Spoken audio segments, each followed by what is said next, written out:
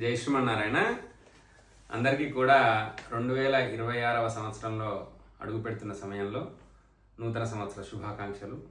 మనము ఆంగ్ల సంవత్సరాన్ని మనం పాటించాల్సిన అవసరం లేదు అని ఎంత అనుకున్నా కూడా రేపటిని కొత్తగా భావన చేస్తూ మంచి పనులు చేయడానికి ఏదైనా కూడా చేయవచ్చు. మనం ఎంత లేదనుకున్నా కూడా మనం క్యాలెండర్ను మార్చి మళ్ళీ జనవరి నుంచే ప్రారంభం చేయాలి.